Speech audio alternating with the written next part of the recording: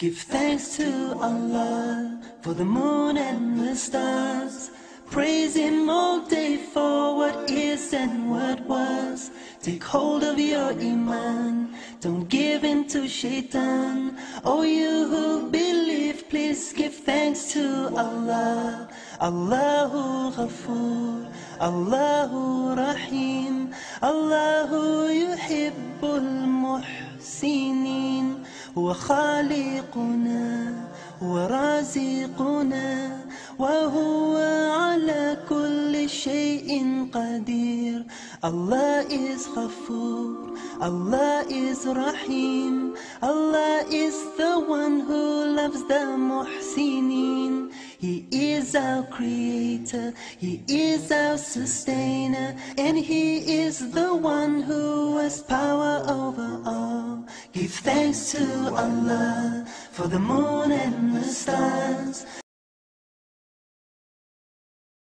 Before I became a Muslim, I think I was just for all intents and purposes, I was just a normal teenager, I suppose. I went out with friends and just did normal teenage stuff. I think I liked Britpop. I went to concerts, went to the big day out.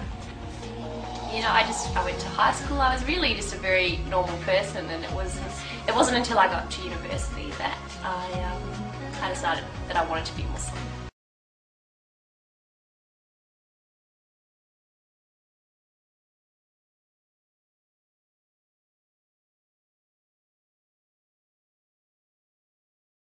When I was about 17, I started to question why I believed what I believed. Did I believe what I did just because I'd been raised to believe it, or because I thought it was true? So I decided that I wanted to look into other religions. I actually had as my New Year's resolution that I wanted to look into Judaism and that sort of thing. I had no interest at all in becoming Muslim.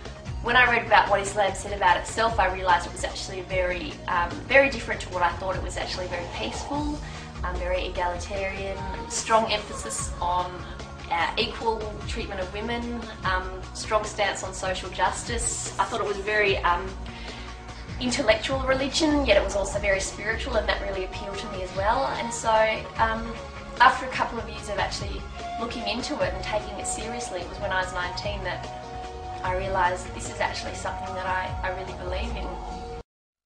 Give thanks to Allah for the moon and the stars. Praise Him all day for what is and what was. Take hold of your Iman, don't give in to Shaitan. Oh, you who believe, please give thanks to Allah. Daily life hasn't changed at all, and in other ways it's changed quite profoundly, I think. The main difference would probably be that I pray 5 times a day now. I perform the ritualistic prayer 5 times a day. So the first prayer is before sunrise, and then they're scattered out throughout the day. So that's changed. But I still feel, and obviously I wear the headscarf now, which I didn't do before I was Muslim. In other ways, I don't feel like I've changed a lot. I'm still the same person. I still crack the same stupid jokes, and I still like the same sort of things. And I've still got a lot of the same cool friends I had before, and some cool new friends that I've made since becoming Muslim, some of whom are Muslim and some aren't. I am a Muslim, Islam my deen, Allah my Lord, His word Quran, Muhammad Prophet, praise be upon. I'm a Muslim. So we live in a society where women are constantly objectified. How many times do we turn on the TV or drive past a billboard where a half-naked woman is being used to sell spaghetti or toothbrushes or carpet or whatever? By wearing the hijab, these women are saying, I don't want to be a part of that, and I want to be taken more for my mind than the size of my chest or how long my legs are or what kind of hair I have or anything like that. God has chosen the women in this society to be the flag bearers for Islam.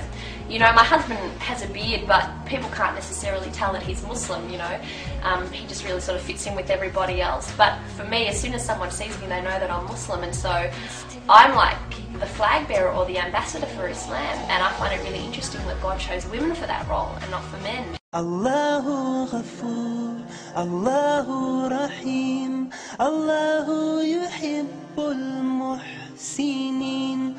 هو خالقنا ورازقنا وهو على I كل think there شيء certainly are stereotypes قدير. of Muslims.